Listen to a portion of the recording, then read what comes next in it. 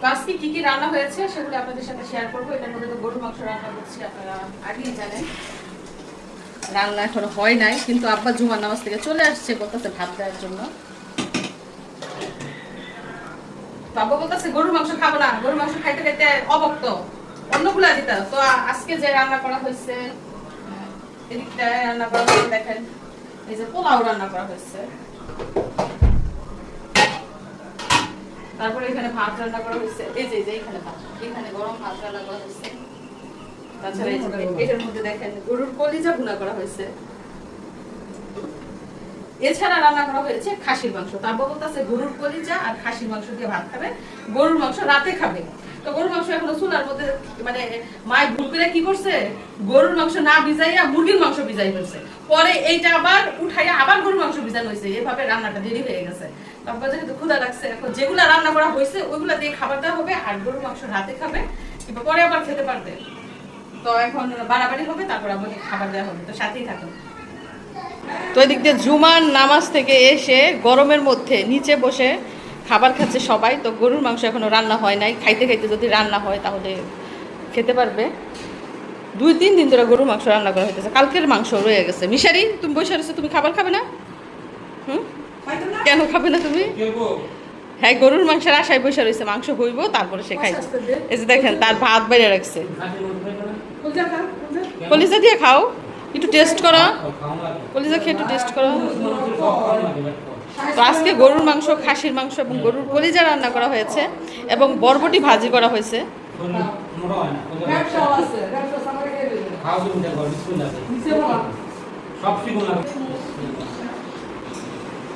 আব্বাই কিন্তু গরুর মাংস থেকে খাসির মাংস বেশি পছন্দ করে, গরুর মাংস খায় আর কি অল্প স্বল্প। আপনারা কি দিয়া খাই রে? কলিজা কষানো মাংস খাবা? কলিজার ভাত খাও, মাইখা দাও লাগবে আবার। পোলাও খাইতেছে তারা। তো এই যে দেখুন গরুর মাংস রান্না হয়েছে, এগুলো হচ্ছে কষানো মাংস, ঝোল দেয় নাই, কষানো মাংস। তো এখন জুমার নামাজ থেকে এসে তারা খেতে বসেছে গরুর মাংস, খাসির মাংস, গরুর কলিজা ভুনা, পোলাও, সালাদ এবং সাদা ভাত দিয়ে। মিশারি, গরুর মাংস নেও, এখন কষানো মাংস দেওয়া হয়েছে। বলে তুমি কলিজা দিয়ে খাচ্ছ, এখন কি বলো, মজা নাকি কলিজা?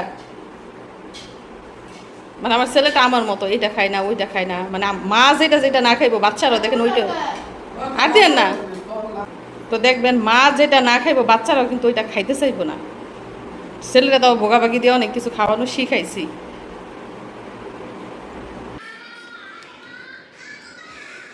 তো আমার বোন বাড়িতে আসলে সেই রুমটাতে থাকে, রুমটা পুরো ফাঁকা, কারণ আমার বোন বাড়িতে নাই, সে তার শ্বশুর বাড়িতে।